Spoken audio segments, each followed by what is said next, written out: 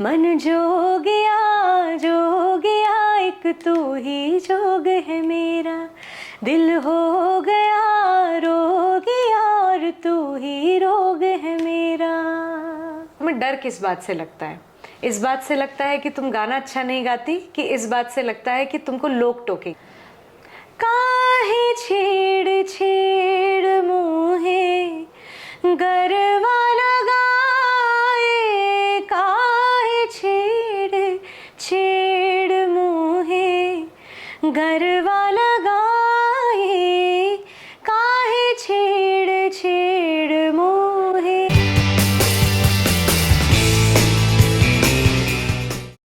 नमस्कार, मैं संजय सिन्हा।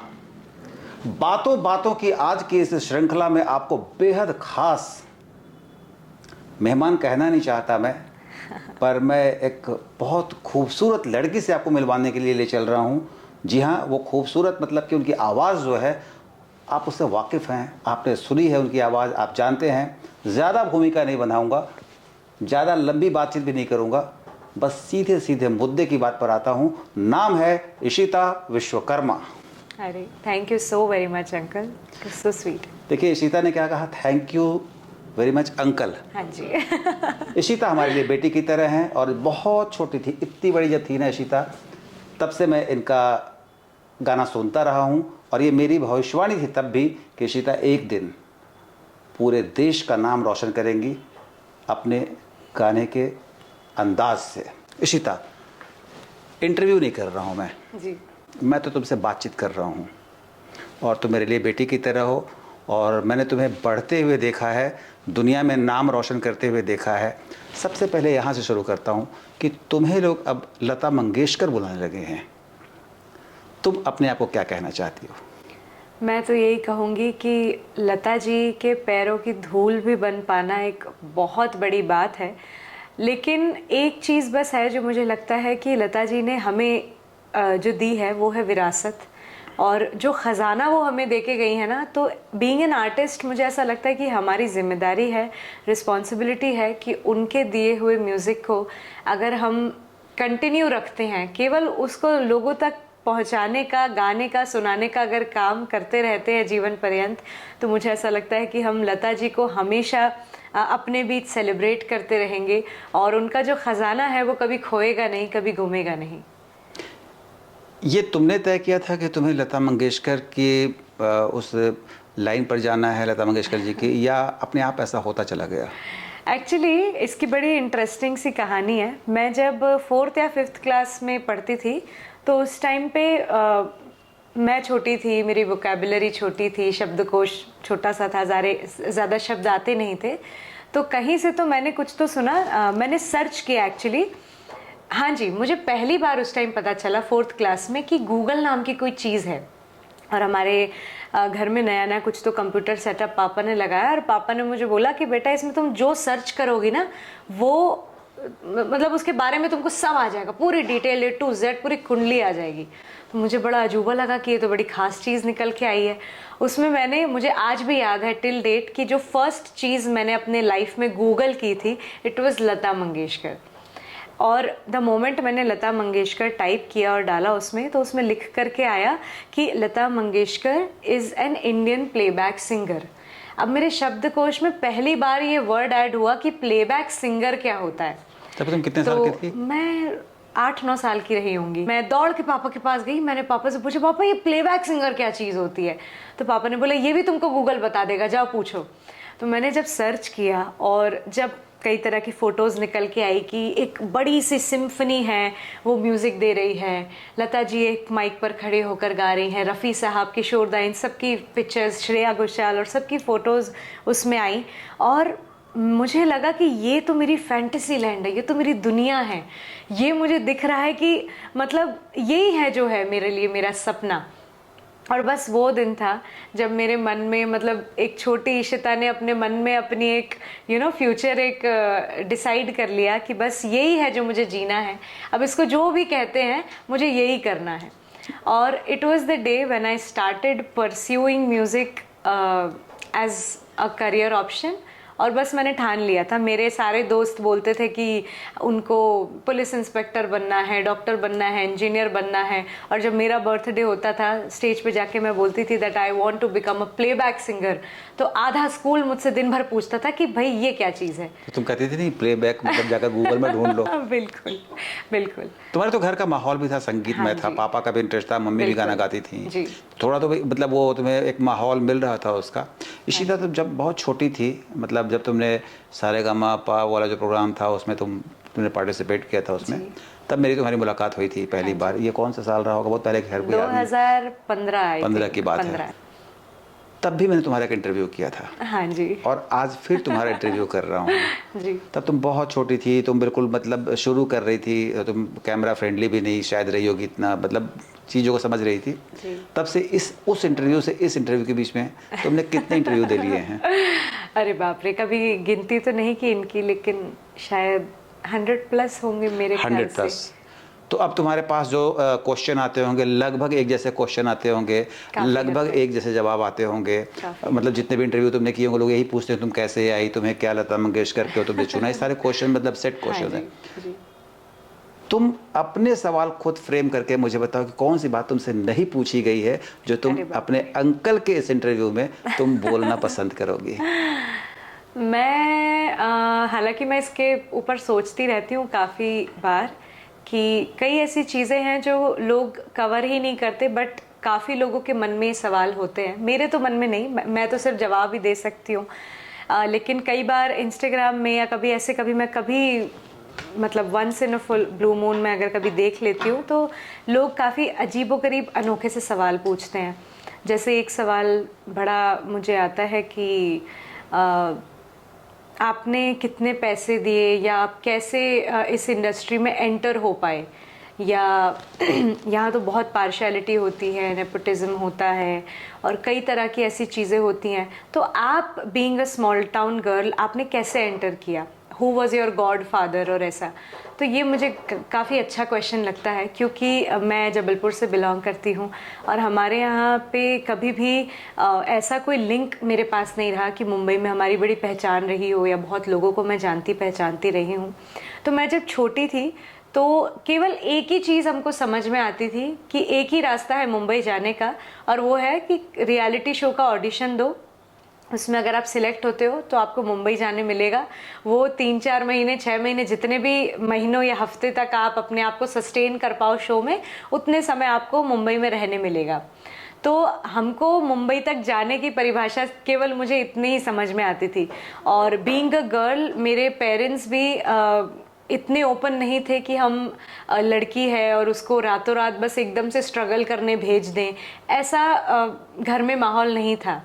तो ये था कि अगर मुंबई जाना है तो फ्रूटफुली आपको जाके कुछ करना पड़ेगा, कुछ उखाड़ के दिखाना पड़ेगा, ऐसे ही हम स्ट्रगल करने नहीं भेज सकते। तब तो बहुत छोटी थी तुम, बहुत, इतना हाँ, इतना इतना बिल्कुल। मतलब दिल में जुनून पैदा हो गया था। मेरे अंदर तो आ गया था, पर कि मम्मी पापा घबराते थे। मम्मी पापा घबराते हैं कि हाँ। बम्बई जैसे शहर में, मुंबई जैसे शहर हाँ। में जाकर हम रहेंगे, बेटी जाकर कैसे रहेगी? करेगी। तो तुमने मतलब इसमें अप्लाई किया सारेगामापा में, जूनियर बिल्कुल, जूनियर विंग था ना, बिल्कुल। लिटिल हाँ जी। लिटिल चैम्प, जूनियर फर्स्ट था। उसमें तुम गई थी पहली हाँ बार। जी, पहली बार। और उसमें बहुत दिन तक तुम सस्टेन करती रही थी काफ़ी। मैं जो मेरा पहला जो एक्सपीरियंस था लिटिल चैम्प्स का, उसमें तो मैं बड़ी डरी घबराई हुई थी, सहमी हुई, क्योंकि छोटी थी बहुत छोटी थी मैं, 11 साल की थी, और मैंने जीवन में कभी इतने सारे कैमरा नहीं देखे थे। मैं लिटरली कांप रही थी मेरे परफॉर्मेंस में, और बहुत डरावना एक्सपीरियंस था मेरे लिए, क्योंकि एक एक छोटी छोटी बारीक बारीक चीज़ें थी। जैसे वो ड्राई आइस फेंकते हैं पैरों में, वो मुझे बड़ा ठंडा लग रहा था। जीवन में पहली बार ऐसा कुछ एक्सपीरियंस कर रही थी।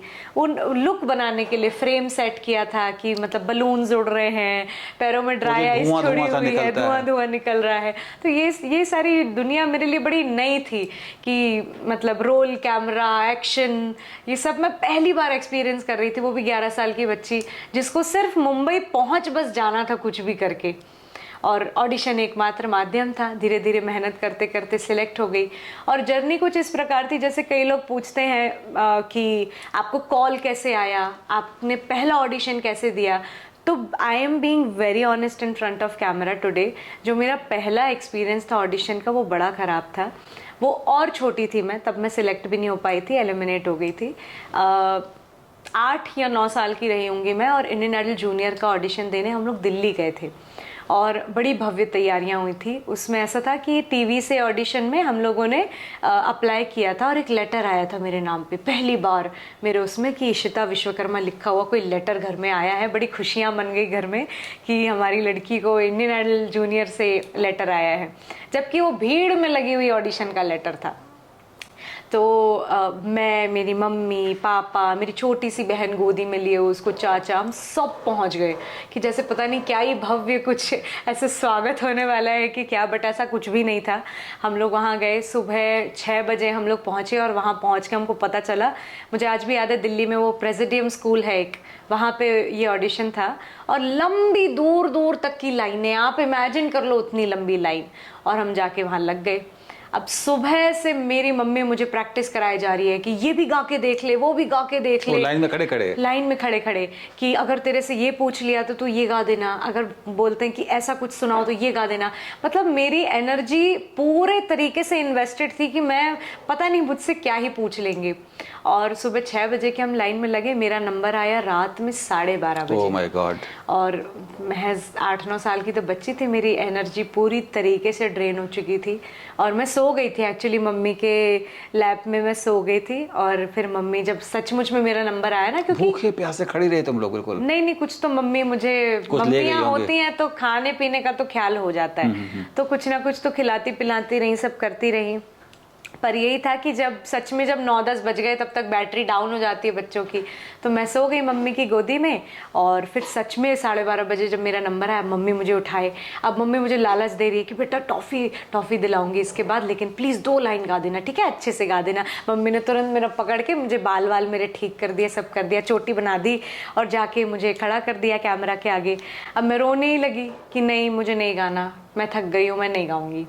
And that was my first experience. तो मेरी भी शुरुआत ना बड़ी ऐसे नॉर्मल हुई थी, मैं ऐसा बिल्कुल भी नहीं कहूँगी कि नहीं, मैं नहीं हो पाई, मैंने गाया ही नहीं। तो तुम्हारा दिल नहीं टूटा? उस समय तो नहीं टूटा, बड़े होके थोड़ा टूटा। मेरी मम्मी बड़ी जज्बे वाली नहीं है ना, उनने कभी प्रयास करना नहीं छोड़ा। फिर दोबारा तुमने अप्लाई किया? दोबारा फिर 10 बार मैंने अप्लाई किया, फिर 10वीं बार में ये सारेगामापा जाके हुआ और ट्रॉफी आई हमारे मनी ऑर्डर से पैसे नहीं भेजने पड़े? नहीं भेजने पड़े। लोगों के मन में ये बात बहुत बार ये सवाल उठता है, लेकिन एक चीज़ मैंने भी देखा है, मैंने बहुत सारे सिंगर्स का इंटरव्यू किया हुआ है, और ये सब श्रेया घोषाल, सुनिधि चौहान, सब लोग इसी रास्ते से पहुंचे हुए लोग हैं वहाँ तक, और तुम भी उसी रास्ते पर हो। तो जब तुम लिटिल चैम्प करके, बहुत सारे बच्चे जो थे तुम्हारे साथ के, वो किया उन्होंने, फिर निकल गए, फिर कुछ नहीं किया उन्होंने, पर तुम लगी रही, तुमने उसके लिए भी लगातार कोशिश करती रही, फिर तुम एक अगले प्रोग्राम के लिए भी सेलेक्ट हुई थी। थोड़ा उसका एक्सपीरियंस शेयर करो। मैं 9 रियलिटी शोज़ अप्लाई कर चुकी थी आफ्टर लिटिल चैम्प्स। जब मैं आप लोगों से सबसे मिली उसके बाद मैं 9 रियलिटी शोज़ अप्लाई कर चुकी थी और 9 के 9 में मैंने रिजेक्शन फेस किए थे। बहुत बड़ा कलेजा चाहिए होता और है। हाँ, और बिल्कुल उस वक्त तक हम उस पॉइंट पे पहुंच चुके थे जब हमें आसपास के लोग, परिवार वाले और जो जितने भी लोग थे, सब हमें टोकने लग गए थे कि अब बस करो, उसकी पढ़ाई लिखाई का बहुत नुकसान हो रहा है और आप लोग महीनों महीनों की छुट्टियां करवा के स्कूल से डांट पड़ने लग गई। ये वेल विशर रिश्तेदार थे? क्या मालूम, अब तो सब अच्छे ही हैं, अब तो सब वेल विशर्स ही हैं, बट उस वक्त पे सबको सवाल उठते हैं कि भाई बहुत नुकसान हो रहा है, स्कूल से डांट पड़ने लग गई थी, लड़की स्कूल जाए, हाई स्कूल पास करे। हाँ, तो तब बड़ी डांट पड़ने लग गई थी। और I still remember that day. मतलब मेरी मम्मी के जज्बे को मैं आज भी सलाम करती हूँ कि उनके अंदर जो जुनून रहा है ना, कि जो म्यूज़िक में मैं नहीं कर पाई वो मैं किसी भी कॉस्ट पे मेरी बेटी को करवा के रहूँगी। मुझे आज भी याद है, सारेगामापा सीनियर्स का ऑडिशन था उस दिन, और मैं और मम्मी मरीन ड्राइव्स पे बैठे हुए थे और ऑडिशन था मलाड में। बहुत देर लगती है मरीन लाइन से मलाड पहुंचने में, फिर भी हम समंदर के किनारे बैठे हुए थे, मैं और मम्मी, और सिर्फ मन बना रहे थे कि क्या करें, दें ऑडिशन की ना दें, देना चाहिए कि नहीं देना चाहिए, क्योंकि सब लोग टोकते हैं, सब जाके पूछते हैं क्या हुआ बेटा, तुम ऑडिशन देने गई थी, नहीं हो पाई क्या सिलेक्ट।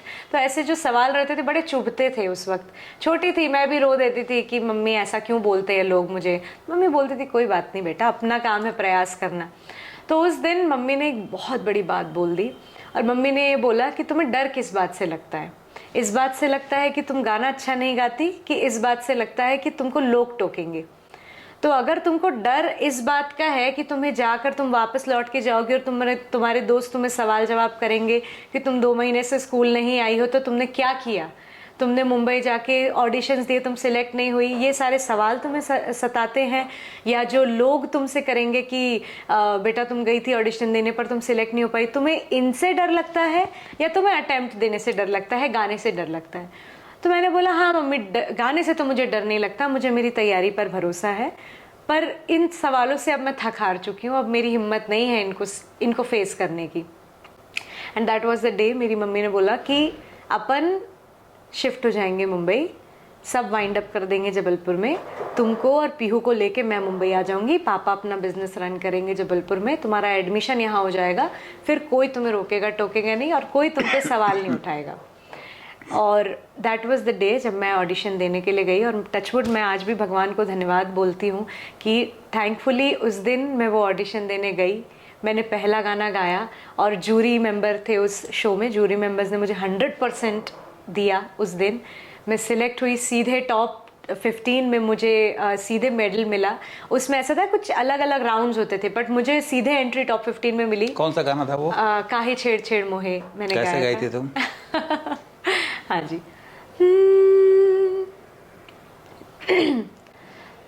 काहे छेड़ छेड़ मोहे गरवा लगाए, काहे छेड़ छेड़ मोहे गरवा लगाए, काहे छेड़ छेड़ मोहे नंद को लाल ऐसो ढीठ, नंद को लाल ऐसो ढीठ, बरबस मोरी लाज लेन्ही, लाज लेन्ही, लाज लेन्ही, बरबस मोरी लाज लेन्ही, बिंदा शाम मानत नाही, बिंदा शाम मानत नाही, कासे कहूँ मैं अपने जिया के सुनत नाही माए, काहे छेड़ काहे छेड़ काहे छेड़ छेड़ मोहे। इसमें तुम्हें 100 में 100 नहीं मिलना चाहिए था, 100 में 200 मिलने चाहिए हे थे। भगवान, थैंक यू सो मच। इतना बढ़िया, मतलब ये गाना गाना बहुत टफ था। मैं तो मतलब ज़्यादा नहीं समझता गानों को, मतलब जो सुनने में अच्छा लगता है, पर ये राग में भी इसको तो ये राग पूरे धनाश्री है, हाँ, धनाश्री तो पूरे कल्याण भी मिक्स होता है बीच में। बताओ, इतनी सारी चीज़ें तुम बता रही हो मुझे। तुमने कहीं ट्रेनिंग ली थी तब तक? ये राग वाग कहीं ट्रेनिंग ले रही थी? हाँ, बिल्कुल बिल्कुल, जबलपुर में ही मेरी शिक्षा हुई है म्यूजिक की, और मैंने प्रारंभिक तो मम्मी ने ही सिखाया, फिर सा लगाना जो जिसे कहते हैं वो Shipra Sulere ma'am, doctor Shipra Sulere ma'am ने मुझे सिखाया। फिर आलोक सर के यहाँ मैं सीखने गई, उन्होंने बहुत अच्छा सुगम संगीत में मुझे ज्ञान दिया। एंड आफ्टर दैट आज भी मैं जिनसे सीख रही हूँ, प्रकाश वेरुलकर सर, उन्होंने मुझे क्लासिकल में बहुत अच्छी ट्रेनिंग दी। अभी भी सीख रही हो तुम? बिल्कुल। और लाइफ टाइम चलता रहेगा ये तो मुझे लगता है कि जन्म कम पड़ जाए, इतना बड़ा है संगीत। क्या बात है। ये तो कभी कम नहीं होने वाला, खत्म नहीं होने। तो इस गाने को तुमने गाया वहाँ पर जी। तो फिर तुम्हारा मतलब कि सिलेक्शन हो गया? जर्नी ऐसी शुरू हुई कि मम्मी ने जो उस दिन मुझे बोल दिया था ना कि अपन आ जाएंगे, शिफ्ट हो जाएंगे, कोई तुम्हें ताने नहीं मारेगा। हम लोग लौट कर जब गए हैं मुंबई से जबलपुर, तो मेरे हाथ में सारेगामापा का तो खिताब तुम्हें था। तानों से डर लगता था कि गाने ठीक नहीं गाने का डर लगता था तुम्हें? क्या डर लगता था या अज्ञात का भय था? उस समय तो मुझे तानों से डर लगता था। तानों से? अब मुझे नहीं फर्क पड़ता। तो जो लोग उस समय मुझे जिन लोगों ने तुम्हें ताने मारे वो लोग तुम्हारे लिए सोर्स ऑफ इंस्पिरेशन बने, मतलब एक तरीके से मानना चाहिए। तो उन्होंने तुम्हें पुश किया कि 100% अब उनके तानों से बचना है हमें। बिल्कुल, तो ताने मार दोस्त होने चाहिए, रिश्तेदार भी होने चाहिए थोड़े से। फिर और बताओ, फिर तुम जब गई, फिर तुम कैसे कैसे तुम आगे बढ़ती चली गई? मुझे ऐसा लगता है कि मेरे पेरेंट्स ना हमेशा एक काफ़ी अच्छा बैलेंस मेंटेन करके रखते हैं मेरे साथ, और ये बड़ी पर्सनल चीज़ मैं शेयर कर रही हूँ लोगों के लिए भी, कि वो एक तरीके से एज अ पेरेंट्स इसको एक्सेप्ट कर सकते हैं कि मेरी मम्मी हमेशा बोलती थी कि पेरेंट्स को ना हमेशा सीसॉ के उस तरफ बैठना चाहिए, कि आपका बच्चा अगर इस तरफ बैठा है तो आप सामने सीसॉ के अदर साइड पर रहें, बैलेंस बनाए रखें। बैलेंस बनाए रहें। कई बार ऐसा होता है कि बच्चे लो फील करते हैं, नीचे पहुंच जाते हैं, रोते गाते हैं, डिप्रेस फील करते हैं, एंग्जियस हो जाते हैं, कॉन्शियस हो जाते हैं, फ्यूचर को लेके बहुत ज़्यादा सोच लेते हैं, डर जाते हैं, घबरा जाते हैं, तब माँ बाप की ड्यूटी होती है कि अरे ऐसे कैसे नहीं होगा तुम्हारा सिलेक्शन, इतनी मेहनत की है तुमने, इतना एफर्ट्स डाले हैं, क्यों नहीं होगा। और चलो मान लो अगर नहीं भी हो पाया सिलेक्शन तो कोई पहला और आखिरी खेल थोड़ी है जीवन का, आगे कई चुनौतियाँ आएंगी, कई अपॉर्चुनिटीज़ आएंगी, उसमें अपन ट्राई करेंगे। कोई ऐसा थोड़ी है कि ये पहली और आखिरी चीज थी जिसमें ये सारा ज्ञान मम्मी देती थी, पापा भी देते थे कुछ? दोनों देते थे, दोनों इक्वली देते थे। और कभी जैसे ऐसा होता था कि जैसे जिस दिन मैं जीती सारेगामापा, तो पहले दिन तो सबने बड़ी खुशियां मनाई, बड़े तोहफे वोहफे मिले, एकदम सब मिठाइयाँ और ये सब चल रहा था। लेकिन अगले ही दिन मम्मी का स्टेटमेंट मुझे याद है, उन्होंने मुझे यही बोला था कि ये जीवन की पहली और आखिरी जीत नहीं है और इसमें बहुत ज़्यादा खुश होने की ज़रूरत नहीं है। ये 23वां सीज़न था सारेगामापा का और तुम 23वीं विनर बनी हो, आने वाले समय में भी 2500 विनर्स बनने वाले हैं। तो यहाँ पे जर्नी ख़त्म नहीं होती है, आगे बहुत लंबी दौड़ना बाकी है। तो यहाँ पे तुम्हारा रियाज कम नहीं होना चाहिए। इसी दौर में हम मिले थे तुमसे। हाँ जी। इस दौर में मिले थे, मैंने तुम्हारे गाना सुना था, मैंने तुम्हारे लिए एक प्रेडिक्शन किया था कि तुम डेफिनेटली प्लेबैक सिंगर बनोगी। नहीं बस सिंगर। तो प्लेबैक सिंगर जो बनने का जो तुम्हारा वो जो सफर है, तुमने अभी मैंने सुना कि तुमने कोई गाना गाया फिल्मों के लिए भी, कौन सी फिल्म के लिए गाया तुमने? अभी प्यार है तो है करके एक फिल्म रिलीज हुई विच couldn't do well on the box नहीं वो सबसे मतलब नहीं, लेकिन मेरी बेटी गाना अच्छा गाई थी ना। कौन सा गाना गाई थी तुम? हाँ जी, ये गाना था मन जो गया और मेरी खुशकिस्मती थी कि मुझे डेब्यू अरिजीत सिंह जी के साथ गाने का मौका मिला और काफ़ी अच्छा इसने रील्स पर ट्रेंड किया ये काफ़ी समय तक और अभी भी ये 90 मिलियन क्रॉस कर चुका है सारे उस पे। तो ये लोगों का प्यार है, ये लोगों का सम्मान है जो उन्होंने मुझे दिया और इस गाने को सुपर हिट बनाया। कौन सा गाना गाकर सुनाओ? अरे बिल्कुल।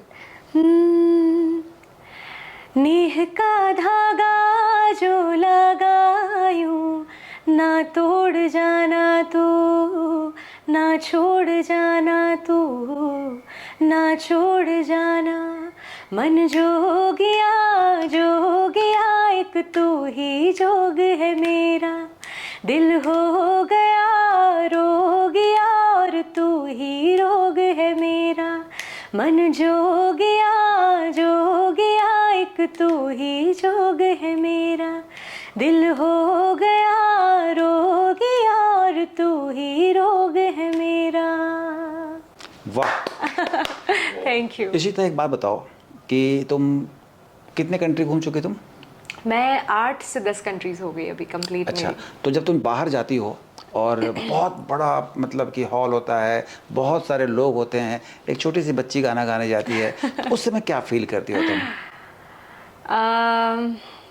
पहला जब परफॉर्मेंस रहता है तब तो थोड़ी नर्वस होती हूँ क्योंकि मुझे आइडिया नहीं होता है कि यहाँ पर कौन सी जगह के लोग आके बैठे हैं, क्योंकि कई बार ऐसा होता है कि सिर्फ इंडियन ऑडियंस नहीं होती, अफ़गानी लोग होते हैं, पाकिस्तानी लोग होते हैं, नेपाली लोग होते हैं मैक्सिमम नंबर में, और कई ऐसे लोग होते हैं। जैसे एक मेरा बड़ा ही अनोखा अनुभव रहा जब मैंने लास्ट टू लास्ट ईयर 2023 में रशिया में परफॉर्म किया और वहाँ पे गणेशोत्सव वो लोग मिलकर सेलिब्रेट कर रहे थे और ऑडियंस में बहुत से ऐसे लोग थे जो रशियंस थे जिनको हिंदी छोड़िए इंग्लिश से कोई लेना देना नहीं है और उनको लैंग्वेज ना समझ में आए, कुछ भी ना हो से लेना देना होगा उनको, बट द वे उन्होंने मुझे चीयर किया है, द वे उनके तालियों की गड़गड़ाहट, उनकी आंखों में प्यार और उनका जो कई बार ऐसा हुआ कुछ गाने जैसे मैंने मेरे ढोलना गाया उसमें कुछ सरगम गा दी तो स्टैंडिंग ओवेशन देके वो लोग तालियां बजा रहे हैं, हूटिंग कर रहे हैं, इट वाज समथिंग एल्स। मतलब मैंने कभी जीवन में नहीं सोचा था कि मैं रशिया जैसी जगह जाऊंगी जहाँ से कोई लेना देना नहीं है, कोई लिंक नहीं है। कई लोग मेरे फ्रेंड्स मुझे डरा रहे थे कि अरे वहाँ लड़ाइयाँ झगड़े हैं, बम बम गिर रहे हैं, तुम कहाँ जा रही हो। मैंने कहा नहीं, ये अलग चीज़ है, ये तो चलिए दुनिया लड़ती है तो होता रहता है। मैं रशिया में मॉस्को गई थी और मॉस्को में पिट्सबर्ग भी गई थी। वहाँ घूमने हम गए थे लेकिन वहाँ पे शो नहीं था, मॉस्को में ही शो था और इस्कॉन के प्रीमाइस पे शो था। तो बहुत से ऐसे लोगों से मिलना हुआ जिनको इवन मुझे कॉन्ग्रेचुलेट करते नहीं बन रहा है, वो मिल रहे हैं मुझसे, इंग्लिश में टूटा फूटा बोल रहे हैं। It was amazing. It was beautiful. Very good, very good, very good. We loved you. But उनके चेहरे से मैं समझ पा रही थी कि उन्होंने कितना एंजॉय किया और प्यार दिया. तो ऐसे जो मेरे एक्सपीरियंसेस रहे हैं ना uncle, it has been wonderful. मुझे ऐसा लगता है कि यही है जो मैं मेरे पिटारे में जोड़ती चली जा रही हूँ और मेरे लाइफ के एक्सपीरियंस. वैंकूवर भी गई थी, वहाँ भी तुमने काफ़ी अच्छे शोज किए थे. वैंकूवर में भी. हाँ जी. तो जैसे वहाँ पर तुम जाती हो और बाहर में तुम हिंदी गाने गाती हो. हाँ जी. तो मतलब लोग झूमने लगते होंगे बिल्कुल.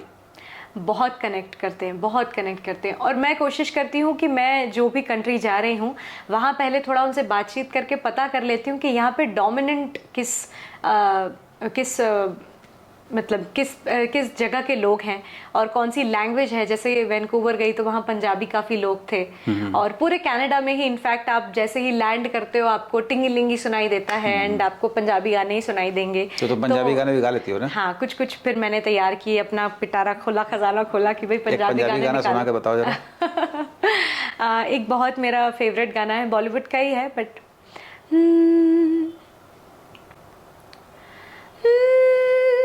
वे चंगा नैयों की ताबे बा, वे चंगा नैयों की ताबे बा, दिल मेरा तोड़ के वे बड़ा पछताया खा, वे बड़ा पछताया खा, नाल तेरे जोड़ के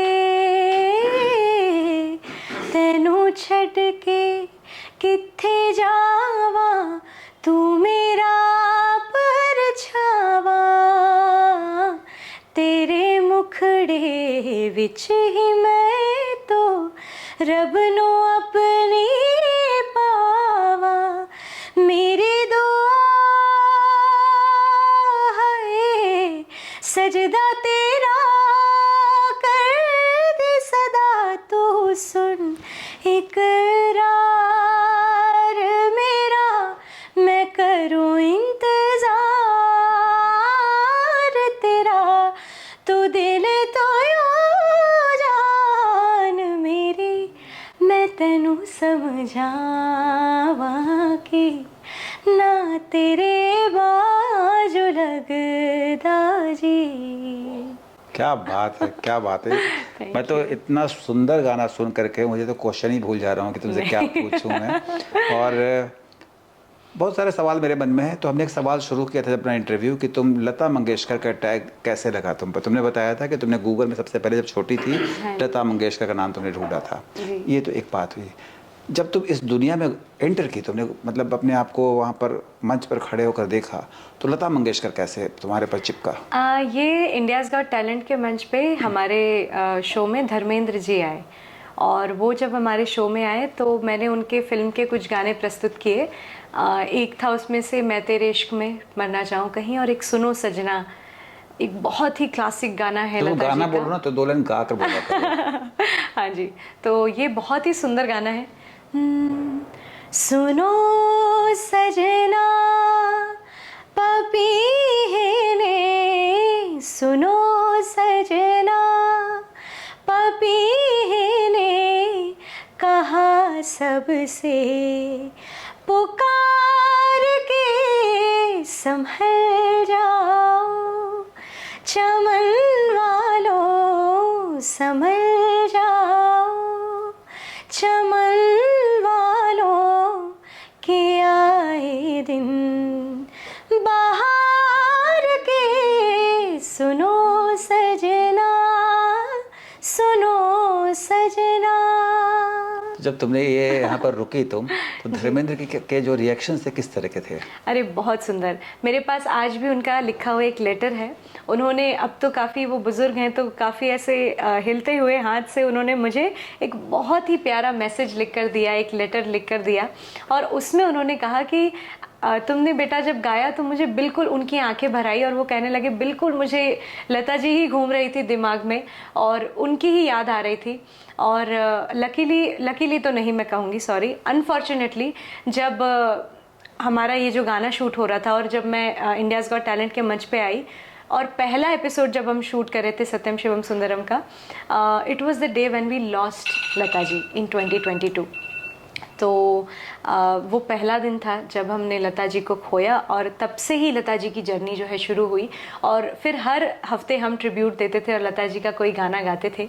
तो उस दिन धर्मेंद्र जी ने मुझे ये टाइटल दिया, मतलब कि ये तुम धर्मेंद्र जी छोटी की तरफ लता से जी। आई हुई बात है, बिल्कुल, छोटी लता जी। ये उनका मुझे दिया याद है हुआ तुम एक बार लता जी की तरह ही ड्रेसअप होकर के भी आई थी। बिल्कुल। वो ऐसी साड़ी शायद पहनी थी तुमने, बिल्कुल बिल्कुल, और चोटी बनाई हुई सफेद थी। साड़ी और चोटी यहाँ चोटी बनाई थी उनको रेप्लिकेट करने के लिए, और Dharmendra ji was the first one जिन्होंने मुझे ये खिताब दिया। अच्छा, एक मैं बहुत पर्सनल सवाल पूछ रहा हूँ कि क्या कोई सिंगर के ऊपर किसी बहुत बड़े सिंगर का भी हाँ जी। ब्रांड नेम चिपक जाए तो वो फायदा देता है कि नुकसान करता है? दोनों चीज़ देता है। ये आपने बहुत अच्छा क्वेश्चन दिया। जैसे आज भी ये बिल्कुल फैक्ट है, फिर ना अपनी आइडेंटिटी बनाना थोड़ा मुश्किल हो जाता है, क्योंकि लोग मुझे अब छोटी लता जी बोलने तो लगे हैं, बट फिर उनको ये समझाना कि originally I am Ishita Vishwakarma, ये कठिन हो जाता है, बिल्कुल कठिन हो जाता है। पर मुझे इस बात की बहुत खुशी है कि जब भी मैं परफॉर्मेंसेस में, अपने कॉन्सर्ट्स में, अपने शोज़ में लता जी के साथ साथ जब नई चीज़ें इंट्रोड्यूस करती हूँ और गाती हूँ, अपनी पसंद सुनाती हूँ, और इशिता विश्वकर्मा की क्या पहचान रही है और वो क्या गाती है जब सुनाती हूँ, और लोग उसे अप्रिशिएट करते हैं, खुली बाहों से स्वीकार करते हैं, तो मुझे बहुत खुशी मिलती है। और एकदम से तो मैं रातों रात बंद नहीं कर पाऊंगी, और बंद मुझे करना भी नहीं है। मैं तो चाहती हूँ कि मैं जीवन पर्यंत अपने आखिरी कॉन्सर्ट तक लता जी के गाने अपने शोज में गाती रहूं, क्योंकि नहीं, लता जी के गाने तो डेफिनेटली गाने चाहिए तुम्हें, और मैं मानता हूँ कि दुनिया में उनसे अच्छा मतलब कि किसी ने गाना नहीं गाया होगा, ऐसा मैं मानता हूँ मन ही मन। 100%। और मैं तो लता जी को मिला भी हूँ। तुम लता जी को मिली क्यों नहीं कभी? नहीं मिल ये पाए। मेरे भाग्य में नहीं था। मैं मिला हूँ उनसे, और उनसे मतलब काफ़ी लंबी बातचीत भी कर पाया हूँ, तो मैं सौभाग्यशाली हूँ। पर मुझे ऐसा लगता है कि इशिता को इशिता के रूप में ही ब्रांड अब डेवलप होना चाहिए। तो छोटी थी तब बात अलग थी जी। ऐसा मेरा सोचना, मतलब मैं हो सकता है कि मैं अंकल हूँ तो मैं तुम्हारा वेल विशर भी हूँ, इस हिसाब से भी सोचता हूँ कि तुम्हें अब उस लता जी के लिए तुम्हारा डेडिकेशन बहुत अच्छा है, डेफिनेटली होना भी चाहिए।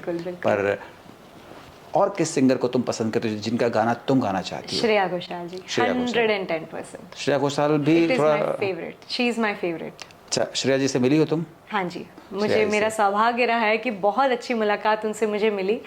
और श्रेया जी इसलिए भी मुझे बहुत पसंद है क्योंकि श्रेया घोषाल वो व्यक्ति हैं, मतलब मेरी वो आइडल हैं जिन्होंने मुझे म्यूज़िक एज अ करियर सोचने पर मतलब बहुत मोटिवेट किया, बहुत ज़्यादा मोटिवेट किया। और लता जी, क्योंकि क्या है, लता जी के एरा में और मेरी जनरेशन में बहुत ज़मीन आसमान का डिफरेंस था। तो लता जी का एग्जाम्पल देकर मैं ये बोलूं कि मुझे लता जी बनना है इसलिए मैं मुंबई जाना चाहती हूँ, तो काफ़ी सारे लोग मुझे ये शिक्षा देते थे या ये बोलते थे कि बेटा वो ज़माना अलग था, उस समय ऐसा नहीं होता था, उस समय वैसा नहीं होता था, आज तो बड़ी चीज़ें, आज नेपोटिज्म है, आज बहुत पॉलिटिक्स चलती है, ये वर्ड है, बहुत वो है। बहुत बहुत पॉपुलर हो गया है। कोई सिंगर बन सकता है क्या नेपोटिज्म के भरोसे? मतलब मुझे लगता है कि एक दो मौके मिल सकते हैं उसको। एक फ़ायदा रहता है कि जैसे उनको ना अपॉर्चुनिटीज फर्स्ट प्रायोरिटी पे मिलती है। लेकिन कोई कितने लोग टिकते हैं उसमें से? कोई एक नाम बताओ। टिक नहीं पाते, बट वो हो जाता है ना कि नंबर ऑफ, जैसे क्वांटिटी वाइज अगर देखा जाए तो दे हैव मोर वर्क। बहुत कम बच्चे होते हैं जो कि उस अपॉर्चुनिटी के बाद आगे बढ़ते जाते हैं, लाइक यू, बहुत कम, तुम्हारे जैसे बहुत कम लोगों को मौका मिलता है और फिर वो उसी में रह जाते हैं। तुम्हें याद है फर्स्ट इंडियाज गॉट टैलेंट का विनर कौन था? बिल्कुल नहीं। फर्स्ट बिल्कुल भी नहीं याद। नहीं याद है तुमको? शायद वो जब आया होगा तो मैं बड़ी छोटी रही हूँ, मैंने देखा। इंडियाज गॉट टैलेंट में आया था बच्चा, जिसने पहली बार गाना गाया था। और अब तुम्हें नाम नहीं पता है। तुम्हारे साथ कितने बच्चे हैं फिर तो जो तुम्हारे साथ जब तुम रनर अप थी, वो फर्स्ट जो बच्चा या बच्ची पता नहीं कौन था जो भी आए थे, उनके बारे में पता है तुम्हें? कहाँ है? बिल्कुल, बहुत से ऐसे लोग हैं जिन्हें मैं नहीं जानती। नहीं मिला, लेकिन उनका करियर रुक जाता है, फिर वो फिर पढ़ाई भी छूट जाती है। तो तुम, बहुत सारे बच्चे जो इस तरह के शोज में आना चाहते हैं और आते हैं और उसके लिए बहुत मेहनत करते हैं, तुमको संदेश देने के लिए बोलूँ तो तुम क्या संदेश दोगी? मैं बस यही संदेश देना चाहूँगी कि ये जितनी भी सक्सेस हमको लगती है ना, जैसे सारेगामापा का टाइटल जीत लिया, ये टाइटल जीत लिया, इस फिल्म में गा लिया, अरिजीत सिंह के साथ प्लेबैक आ गया, ये सारे माइलस्टोन्स हैं, मंजिल नहीं है। तो जब आप अपनी किसी भी आर्ट को, मतलब कैसे मैं समझा सकती हूँ कि किसी भी सक्सेस को, आप किसी भी सफलता को मंजिल ना बनाएं, उसको आप एक माइलस्टोन की तरह इकट्ठा करते चलें। तो ये जर्नी जो है ना आपकी नेवर एंडिंग हो जाएगी। और जब जर्नी नेवर एंडिंग होती है, जब आपको ये तसल्ली रहती है या ये आपके दिमाग में चल रहा होता है कि this is not the end, अभी रास्ता बाकी है, आप मेहनत करना नहीं छोड़ते। क्योंकि जैसे मैंने आपको बताया अभी कि जिस दिन मैं विनर बनी उसके अगले दिन मेरी मम्मी के शब्द थे कि यहाँ पर जर्नी ख़त्म नहीं होती है, तुम्हारा रियाज ख़त्म नहीं होता है, अभी अपन को बहुत लंबी रेस दौड़ना है। तो मेरा बस संदेश यही है कि जैसे आपने बोला ना कि काफ़ी लोग होते हैं जो जीत जाते हैं लेकिन फिर गायब हो जाते हैं। उसका रीज़न ये होता है कि द डे आप जीत गए, उस दिन के बाद से आपको लगने लगता है कि बस अब जब हम इतना बड़ा खिताब जीत ही गए, अब इसके ऊपर क्या होगा, इसके आगे क्या होगा। बट ऐसा नहीं है, दुनिया बहुत बड़ी है। म्यूज़िक, मैं तो जैसे म्यूज़िक के ही लिए आपको संदेश दे सकती हूँ या आपको कोई अपने तरफ से कोई एक्सपीरियंस शेयर कर सकती हूँ, और वो ये है कि it is not a hobby, it is not a part time thing, या ये कोई ऐसे छोटा मोटा सब्जेक्ट नहीं है। It is a very vast subject. Music एक बहुत बड़ी दुनिया है, एक बहुत ही अलग दुनिया है। आप अगर एक आर्टिस्ट हैं तो कभी भी अपने अंदर के आर्टिस्ट को खोने मत दीजिए, उसको हमेशा ज़िंदा रखिए। आज भी कई बार ऐसा होता है कि कोई नया इंस्ट्रूमेंट जो तुनतुना कुछ मुझे पकड़ में आ जाता है, मुझे उसमें मन लग जाता है, तो मैं हज़ारों चीज़ें किनारे रख के पकड़ी रहती हूँ उस चीज़ को, पीछे लगी रहती हूँ कि क्या है ऐसा। अब तुम बॉलीवुड से जुड़ चुकी हो। अगर मान लो कि तुमको एक्टिंग का मौका मिला तो? अरे बाप रे, ये सवाल कई लोग मुझे क्यों पूछते हैं। नहीं, इसलिए पूछा मैंने क्योंकि एक्टर भी बन सकती हो तुम, एक्ट्रेस भी बन सकती हो। मैंने कभी अपनी एक्टिंग स्किल्स देखी नहीं है। मैंने पूछा कि तुम्हें कोई मौका दे तो। मैं बहुत सारी ऐसे एक्ट्रेस है जो गाना भी गाती थी और एक्टिंग भी करती थी। अगर वो मेरे टर्म्स एंड कंडीशंस में फिट हुआ तो मैं डेफिनेटली ट्राई करना चाहूंगी। बॉलीवुड में तुम किसके बहुत मतलब कि किन लोगों ने, ऐसे लोग हैं जिनको तुम अपनी तरफ से यहाँ इस इंटरव्यू में शुक्रिया कहना चाहोगी? मनोज मुंतशिर सर को बहुत दिल से थैंक यू बोलना चाहूँगी, जिन्होंने मुझे इनिशियल लेवल पे मुंबई में बहुत सपोर्ट किया है, आज भी सपोर्ट कर रहे हैं। आज भी उनका काफ़ी सारा जो म्यूज़िक डिपार्टमेंट है वो मुझे करने का मौका मिलता है, उनके साथ स्टेज शेयर करने का मौका मिलता है। उनके संपर्क में कैसे आई तुम? किसी शोज के जरिए? इंडियाज़ गॉट टैलेंट के थ्रू। हाँ जी, इंडियाज़ गॉट टैलेंट में मनोज मुंतशिर सर का जो आखिरी गोल्डन बजर बचा था, जिसके पीछे सबकी हुड़दंगी लगी हुई थी, सब होड़ लगा रहे थे कि ये आखिरी बजर है, कौन जीतेगा, ही वाज द वन जिन्होंने मुझ पर विश्वास रखा और मुझे अपना गोल्डन बजर दिया। तो तब से हमारी जर्नी शुरू हो गई। और मनोज सर इसलिए भी बहुत स्पेशल है मेरे लिए क्योंकि बहुत बड़ी बात होती है कि एक मंच जहाँ पर हज़ारों लोगों की ऑडियंस हमें देख रही है, मनोज सर का खुद का शो है और वो मेरे सर पे हाथ रख के हमेशा ये बोलते हैं कि ये मेरी मानस पुत्री है। तो ये मेरे जीवन की एक बहुत बड़ी कमाई है। वो केवल मेरे लिए एक मेंटोर नहीं है, मेरे पिता समान है और बहुत बहुत गाइडेंस मुझे वो देते रहते हैं। एक बिल्कुल पिता के ही तौर पे वो मुझे बातें सिखाएंगे, कदम कदम पे मुझे सिखाएंगे कि नहीं बेटा, यहाँ ये मुंबई है, यहाँ इन चीज़ों का ध्यान रखो, ये मत करो, ऐसा मत करो, ये चीज़ें तुम्हें कर लेनी चाहिए, या ये तुम अटेम्प्ट करो, इनसे मिलना चाहोगे क्या, चलो मैं भेजता हूँ, मिल के आओ। तो इतना ज़्यादा जो सपोर्ट है वो बहुत, मतलब मैं लकी हूँ, बहुत टचवुड कि मुंबई में मतलब भांति भांति के लोग हैं, तरह तरह के लोग हैं। कई लोग, तुम्हें दुनिया समझ में आने लगी है? बिल्कुल बिल्कुल। अभी तुम इतनी बड़ी नहीं हुई हो, कितना भी समझती होगी। नहीं अंकल, मतलब लाइफ में बहुत, एज भले ही मेरी कम है लेकिन एक्सपीरियंसेस बहुत तरह के मिले हैं।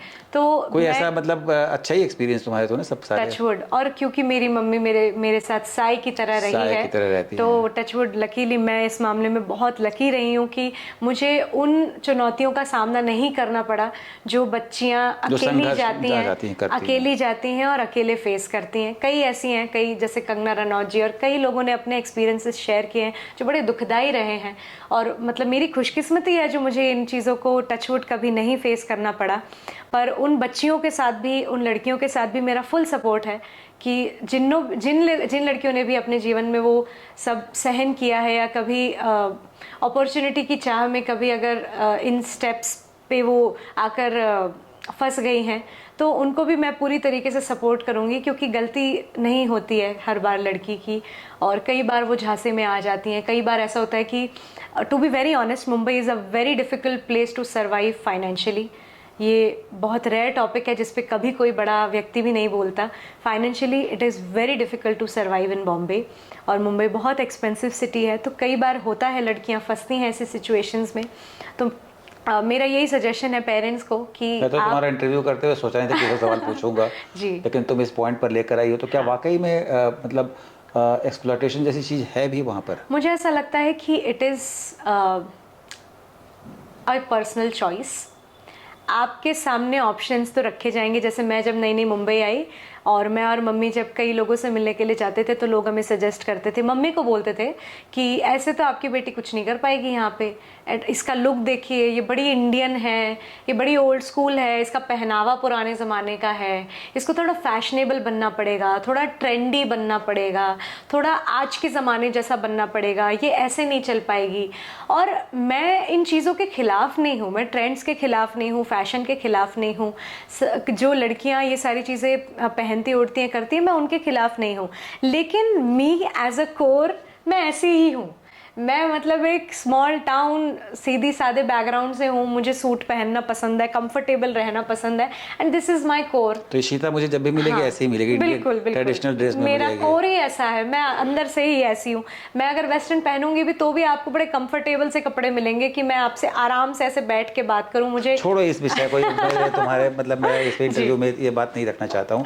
तुम श्रेया घोषाल की तुमने बात की थी, मैं मतलब खुद अनकंफर्टेबल फील करता हूँ बहुत सारे ऐसे सवालों से, और मैं तो जब अपनी बेटी का इंटरव्यू कर रहा हूँ तो अलग ढंग से बात करना चाहता हूँ। श्रेया घोषाल का कोई गाना सुना दो मेरे को। अरे लोगों को सुना दो मतलब। वो तो मेरी फॉरएवर फेवरेट है, क्या गाऊं मैं उनका। एक मैंने उनका एक बड़ा रेयर गाना है, कई लोगों ने नहीं सुना होगा और बहुत सुंदर गाना है। आओ सजन अंगना मोरे, आओ सजन अंगना मोरे, दिन रैन तुम्हारी याद सताए, आओ सजन अंगना मोरे, आओ सजन अंगना मोरे, आओ सजन अंगना मोरे, अंगना मोरे। बहुत सुंदर, बहुत बढ़िया। श्रेया जी ये का मैंने इसलिए गाया क्योंकि ये लिखा भी श्रेया जी ने है, गाया भी श्रेया जी ने है और कंपोज भी श्रेया जी ने। क्या बात है, क्या बात है, मुझे नहीं मालूम थी ये बात। मैंने सोचा अब श्रेया जी का गा ही रही हूँ तो सब कुछ उनका ही होना तुमने चाहिए। एक गाना गाया, लता जी के कई 2-3 गाने सुनाए मुझे, तुम गाती भी हो बहुत जगह परफॉर्मेंस के दौरान, श्रेया जी के भी गाने गाती हो। इशिता का गाना कौन सा होगा? ओह मैं इशिता को सुनना चाहता हूँ अब। हालांकि चलो, आपने बहुत अच्छा सवाल किया मुझसे। 2025 में बड़ी नई बिगिनिंग्स के साथ मैंने इस साल को शुरू किया है और पहली बार मैंने अपना गाना लिखा है और कंपोज भी किया है और इसे गाने भी मैं बहुत जल्द वाली हूँ। तो ये मैं सुनाऊंगी तो नहीं तो मेरा गाना सब तक पहुँच जाएगा। नहीं ये मत करो, नहीं जो चीज़ तुम्हें मतलब जो सीक्रेट है उसको रखना चाहिए सीक्रेट। मैं इसको बहुत अप्रिशिएट करता हूँ, बट मैं अभी प्रमोट कर देना चाह रही हूँ करो ना, कि बिल्कुल। वो बड़ी जल्दी आएगा आप सबके बीच। थोड़ा टोन बदल के कर देना ताकि लोगों को ओरिजिनल मतलब वो पता नहीं चले कि यही वाला है। हाँ करो। नहीं मैं खैर भूल जाऊंगी ना, ऐसे अलग अलग गाऊंगी तो। बट इशिता, मेरा गाना अगर मैं गाना चाहूँ तो मैं बहुत सारे ओरिजिनल्स गाने, मुझे गाने का भी फिलहाल मौका मिल रहा है जी म्यूजिक कंपनी के साथ। अभी काफ़ी सारे प्रोजेक्ट मैंने किए हैं और अन्नू मलिक जी के काफ़ी सारे गाने मुझे गाने का मौका मिला है जो कि अभी रिलीज़ होते ही चले जा रहे हैं। तो उनमें से एक गाना है बहुत सुंदर, अनु जी की कॉम्पोजिशन है, मेरा ही गाया हुआ है। इश्क हो गया है तुमसे, दुनिया को बता देंगे, दिल में आके देखो तुमको जिंदगी बना देंगे, तुमसे हम ना बिछड़ेंगे, ज़बां दे रहे हैं, रख लो अपनी जान में, तुमको जान दे रहे हैं, तुमसे हम ना बिछड़ेंगे, ज़बां दे रहे हैं, रख लो अपनी जान में, तुमको जान दे रहे हैं। क्या बात है, तुम खुद गाना लिखोगी भी? मैंने लिखा है, अभी कोशिश की है। बहुत सुंदर बोल है इस गाने के।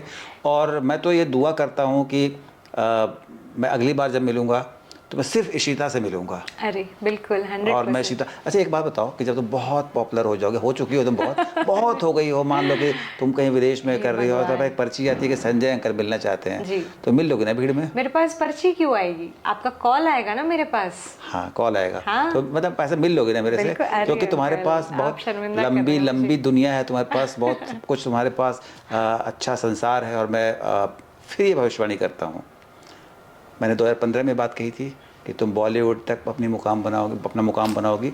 फिर ये भविष्यवाणी कर रहा हूँ कि तुम एक दिन जिन 2 बड़े कलाकारों को तुमने नाम लिए हैं ना, तुम उनके बराबर खड़ी रहोगी। अरे अंकल, आपके मुंह में घी शक्कर, ये आपकी फेवरेट मिठाई। मेरा वजन बढ़ा के मानोगे तुम। अभी तुमने कहा अंकल वजन बढ़ रहा है आपका, और फिर तुम और बढ़ा दोगी। तुम थोड़ा ना मुझे, चलो कोई बात नहीं, अंकल के लिए दुआ भी ठीक है। इशिता, 2 छोटे छोटे सवाल। तुम्हारी जिंदगी का सबसे खुशी का पल कौन था, कौन सा था? एकदम बिल्कुल एक लाइन में जवाब। जिस दिन मैं सारेगामापा जीती और हज़ारों लोगों की ऑडियंस थी, पर ट्रॉफी हाथ में थी, सारे लोग मुझे कॉन्ग्रेचुलेट कर रहे थे, मेरी आंखें केवल 2 लोगों को देख रही थी। मेरे मम्मी पापा खड़े थे, दूर खड़े थे फैमिली बॉक्स पे, और आंसू भरे हुए थे, झरझरा रहे थे। मम्मी रो रही थी, पापा पूरी दुनिया को यस मेरी बेटी जीत गई कर रहे थे। And that was the moment जो मैं अपनी ज़िंदगी में कभी, मेरे वो मंजर मेरी आंखों से हटता ही नहीं है। और तुम्हारा सबसे सैड पार्ट लाइफ का? जिस दिन अगेन उसके 3-4 साल बाद मैं इंडियाज़ गॉट टैलेंट जीती और सामने मेरी मम्मी खड़ी थी, सेम मंजर था, मैं जीत रही थी, हाथ में ट्रॉफी थी, आंसू आ रहे थे, मेरी बहन खड़ी थी पर पापा मिसिंग थे।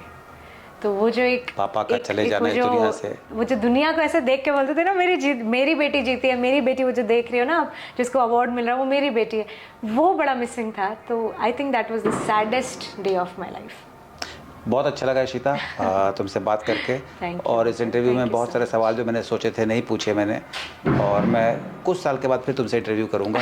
और तब मैं जब इंटरव्यू करूंगा तब दुनिया कहेगी कि आपने इशिता विश्वकर्मा का इंटरव्यू कर लिया है क्या? Oh my God. और ये बहुत जल्द ये दिन आएगा। Thank you so very much. तो ये हमारे साथ थी हमारी बेटी इशिता विश्वकर्मा, और इनको मैंने बड़ा होते हुए देखा है और आपने इनकी आवाज़ सुनी है। चलते चलते इशिता अपनी पसंद का कोई गाना सुना दो, यहीं पे ख़त्म कर दो। अरे वाह, तो कोई सिंगर हो जो तुम्हारा बहुत फेवरेट सॉन्ग हो, बहुत पसंदीदा गाना हो? एक गाना मुझे बहुत पसंद है, कुछ पाकर खोना है, कुछ खोकर पाना है, जीवन का मतलब तो आना और जाना है, 2 पल के जीवन से एक उम्र चुरानी है, जिंदगी और कुछ भी नहीं, तेरी मेरी कहानी है, एक प्यार का नगमा है। तो आप इशिता से मिल चुके हैं, इशिता से बातचीत आपकी हो चुकी है, और हम फिर आएंगे किसी एक और शख्सियत के साथ, आपकी मुलाकात करवाएंगे। तब तक के लिए see you, tata, bye bye. Bye bye.